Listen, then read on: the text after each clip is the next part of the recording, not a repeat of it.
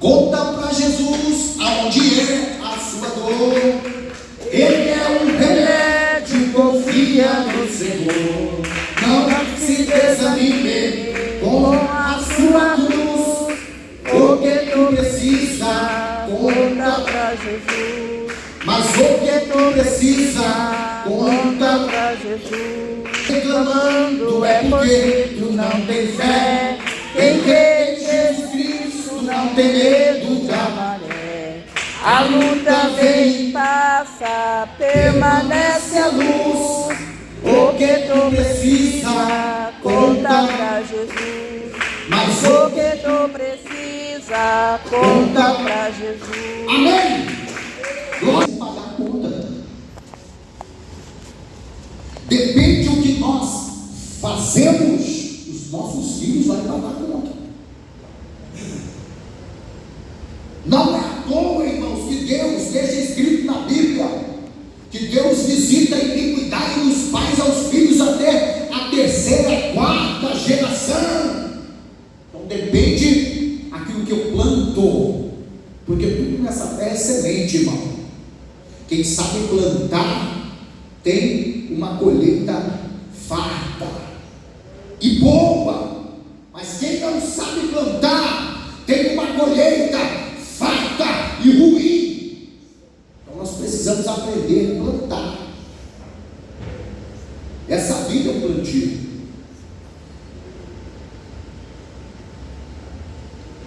Essa vida, irmão, depende da maneira que tu vive nesta vida para você entrar lá.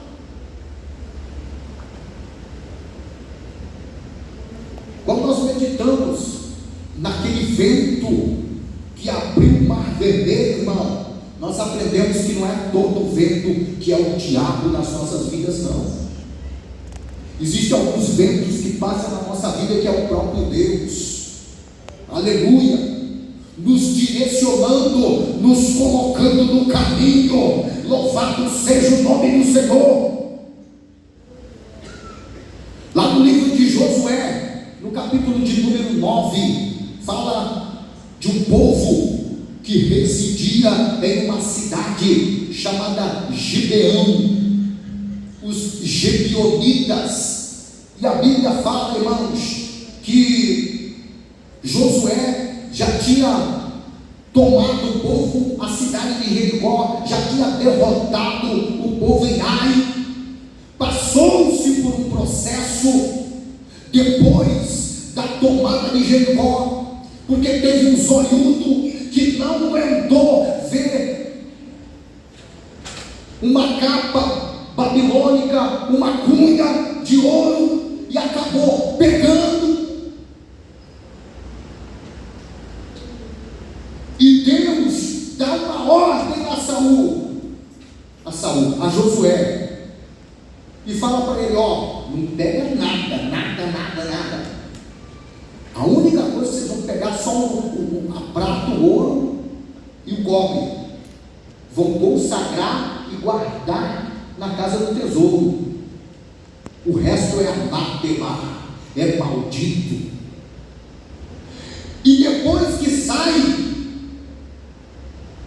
Acã, irmãos, se apossa de alguns utensílios, e a Bíblia fala que ele esconde lá debaixo da sua tenda, lá nos seus esconderijos lá. E quando Josué se levanta e vai guerrear contra a cidade de Ai, por causa do pecado, eles são derrotados. E o que Josué faz? Josué vai para a oração. Ele levanta bem cedo, irmão, levanta cedo. Crente que é crente, como que é bênção, tem que levantar cedo. Aleluia. Acho que ali por volta das 4 horas da manhã, 3:30 mais ou menos, ele levanta e vai para frente do altar, dobra o joelho e diz para o Senhor: enquanto o Senhor não falar comigo, não falar para mim o que aconteceu, o que está acontecendo, por que nós perdemos a batalha, eu não vou me levantar da oração de joelho, eu não vou sair daqui. Aleluia, Jesus. Os crentes hoje em dia, irmão, perderam a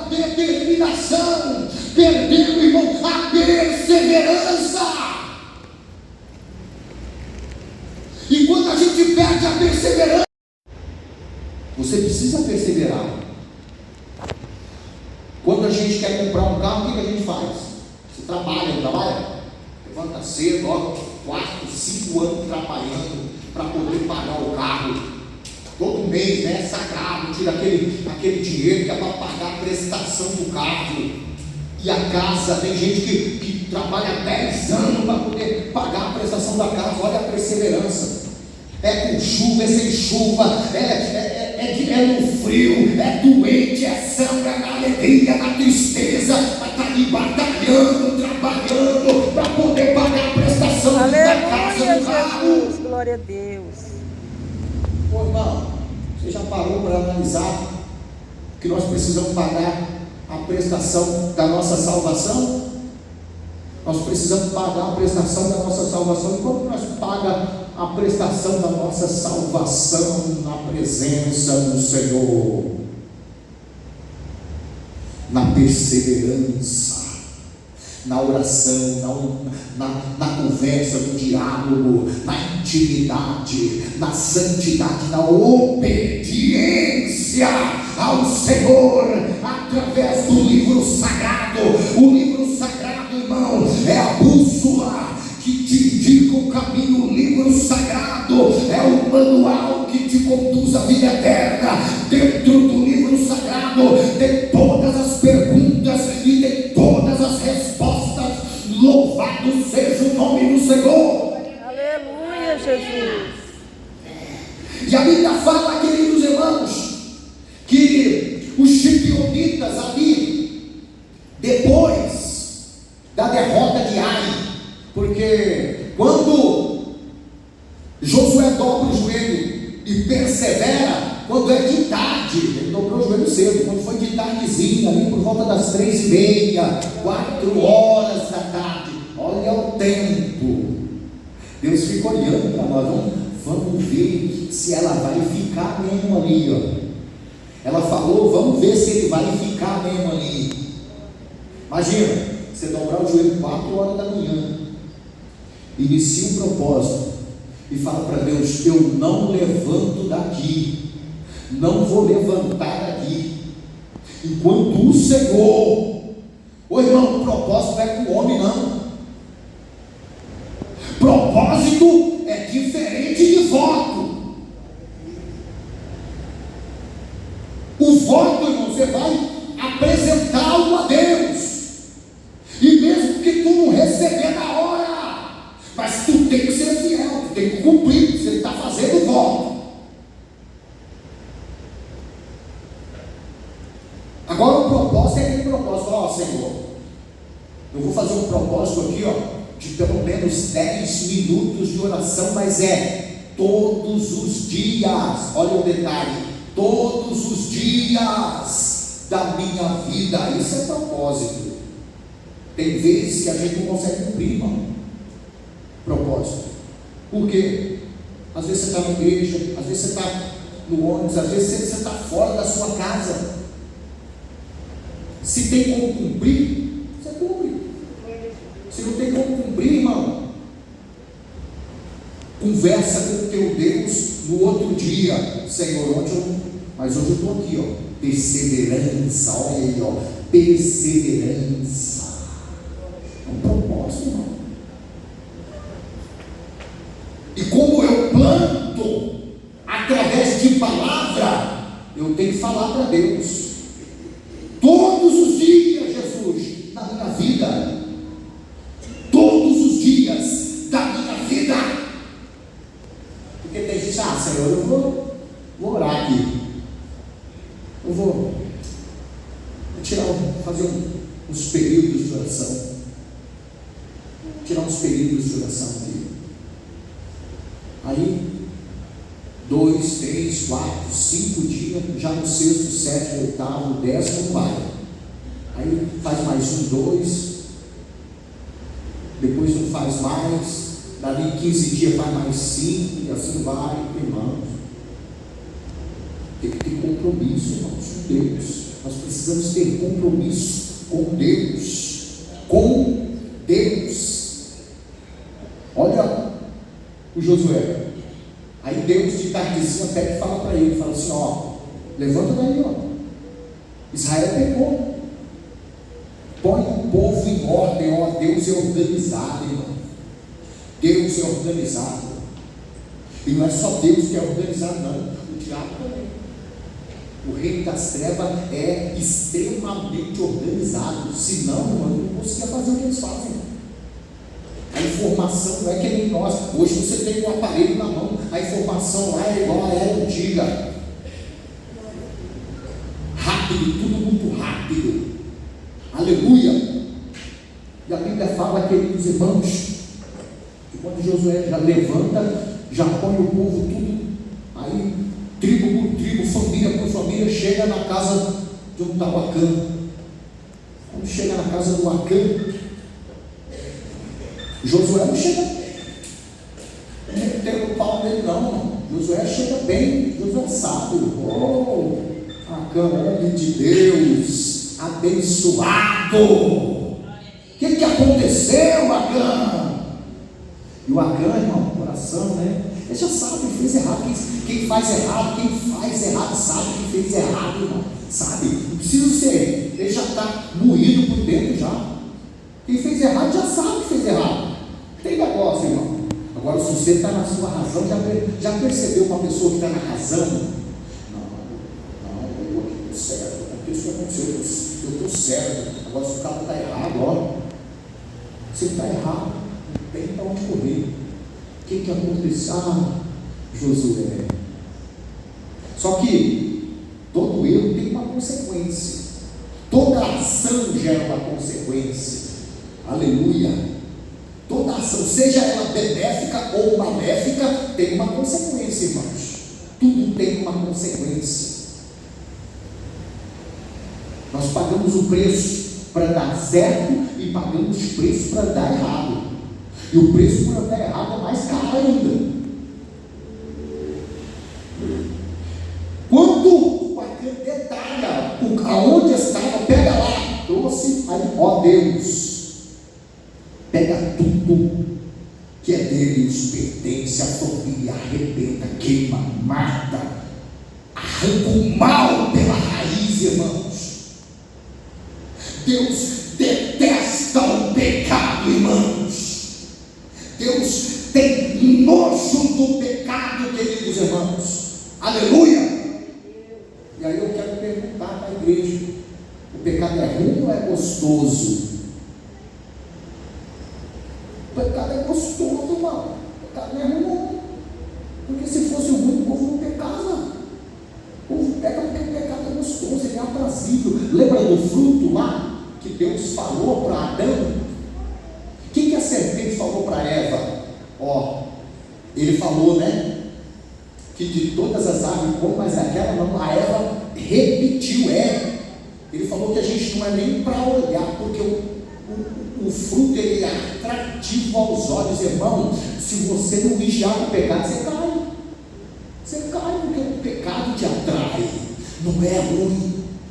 Aparentemente, aleluia, é doce como mel, aleluia, louvado seja Deus, mas o efeito é amargo, irmão, aleluia, louvado seja Deus. A consequência é drástica, dói, a consequência é morte.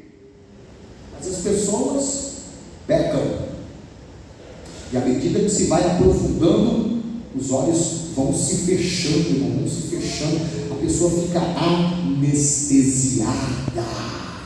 Aleluia, Jesus.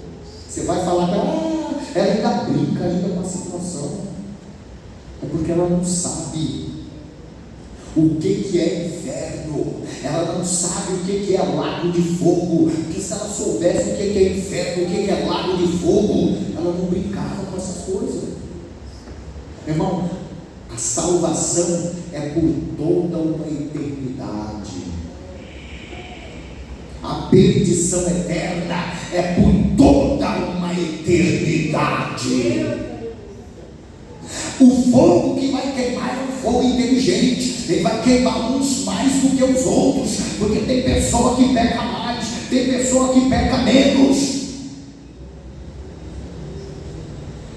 Se a pessoa pensar, ela corre para os braços de Jesus. Se ela pensar, ela sai correndo para os braços de Jesus. Você quer ver uma coisa? Se Jesus abrisse os olhos espirituais das pessoas para ver como que é a atmosfera, o quanto de demônio tem na atmosfera, aleluia, o indivíduo não ia enxergar, irmãos, a claridade do céu, do tanto de demônio que tem na atmosfera por aí, aleluia, ele ia correr para os braços de Jesus.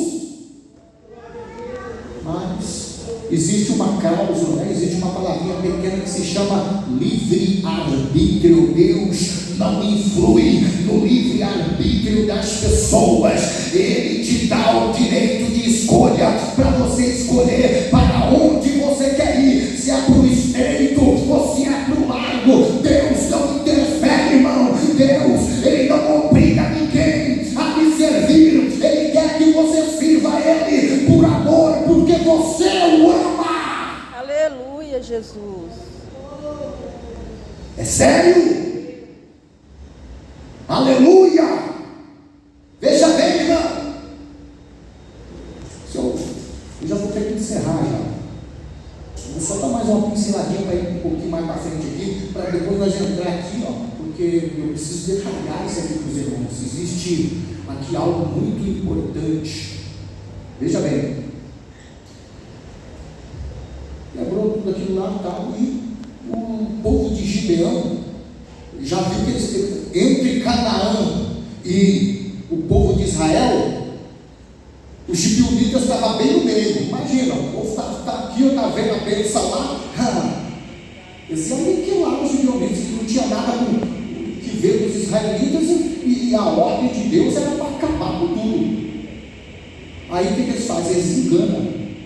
Eles vêm num espírito de engano e conseguem enganar, entre aspas, Josué. Mas Josué é o nome de Deus, irmão. Josué,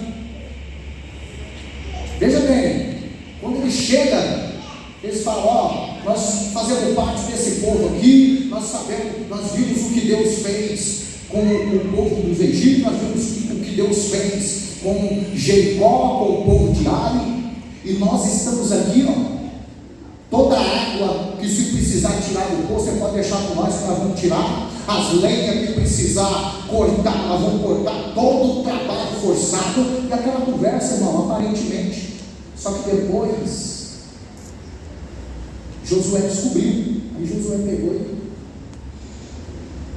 falou: por que você enganou nós? Por causa disso, maldito. Mas eles permaneceram por ali. Passou-se o tempo, Saul assume como rei, e Saul conhecia muito bem a história. Vocês viram que no zelo de Saul, por conta do povo de Israel, o que aconteceu? Eles entraram no meio dos gibeonitas lá, que eles estavam trabalhando, e foi matando, foi acabando com tudo, tentando extirpar, arrancar da face da terra, extinguir os gibeonitas. Saul morre. 30 anos depois, o que acontece? Deus fere o povo de uma fome, irmão, uma fome extrema. E aí, vocês leram comigo aqui o capítulo 21, e houve dias de Davi, uma fome de 3 anos, de ano em ano. E o que Davi fez? Dobrou o joelho, porque quando nós estamos com um problema, irmão, para quem nós vamos recorrer? Ao pastor da igreja? Aos obreiros? Quem que nós vamos buscar? É Jesus, queridos. Existe problema que o pastor da igreja não resolve. Existe problema, irmão, que os obreiros não resolvem. Mas Jesus resolve. Aí o que acontece? Vem para a igreja. Quando chega aqui, Jesus usa os vasos e resolve o problema. Davi foi para o joelho. Davi consulta o Senhor, e ele disse: o Senhor disse, é por causa da casa sanguinária de Saul. Saul já fazia 30 anos que tinha morrido. E aí mandou chamar os gibeonitas. Ô gibeonitas, vem cá. Ainda era o tempo da lei, irmão. E no tempo da lei existia uma lei chamada lei de taliones, lei de talião. Essa lei ainda é existente no nosso Código Penal, existe essa lei, só que ela está deturpada, porque essa lei é a lei do olho por olho, do dente por dente, matou, morre. Cortou o pé, tem o seu pé amputado também. Vazou os olhos, tem os olhos vazados.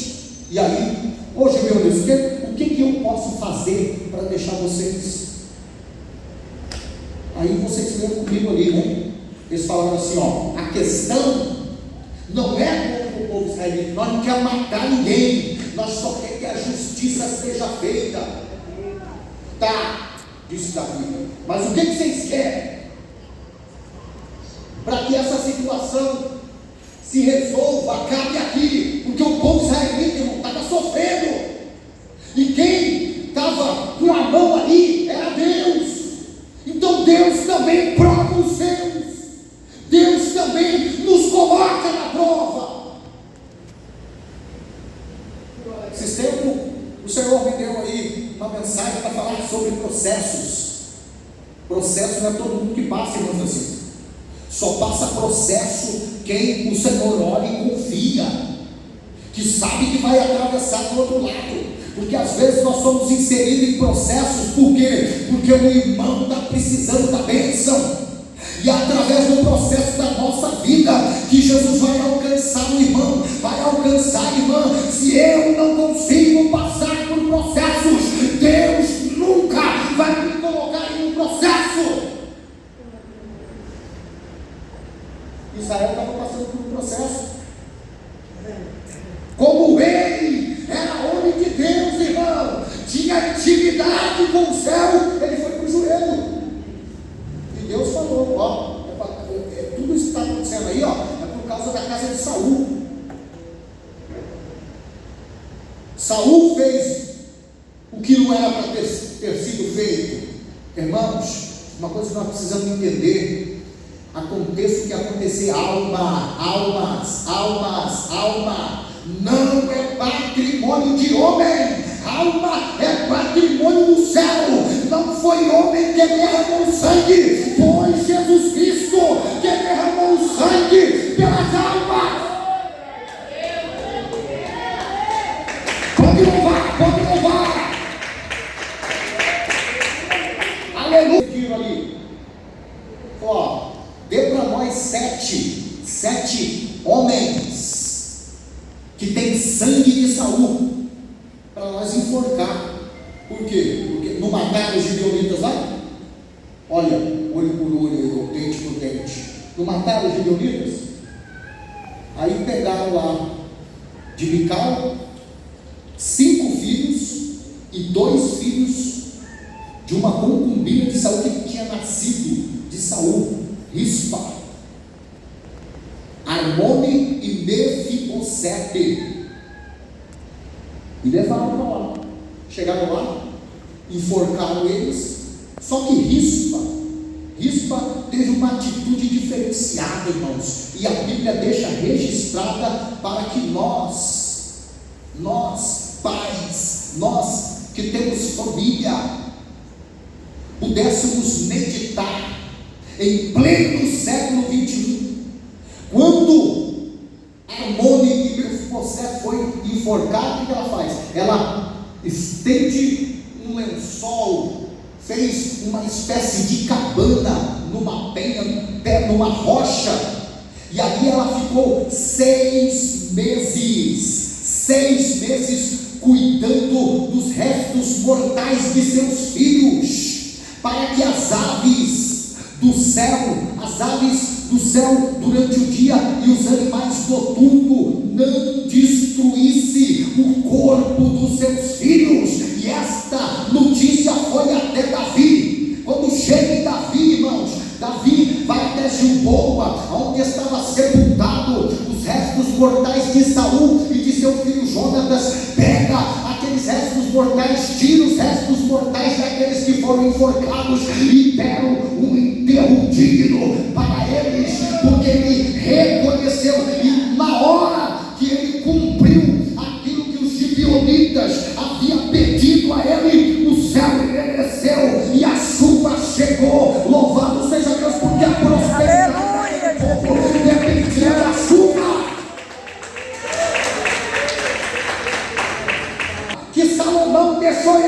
escrito no livro de Eclesiastes, capítulo 11, versículo 1: lança o teu pão sobre as águas, porque depois de muitos dias baixará. A palavra pão no hebraico, irmão, significa e se pronuncia lehem, que vem de semente, de grãos. Por isso que a prosperidade dependia da chuva naquela época. Se a chuva demorasse, a comida demorava para chegar na mesa do cidadão.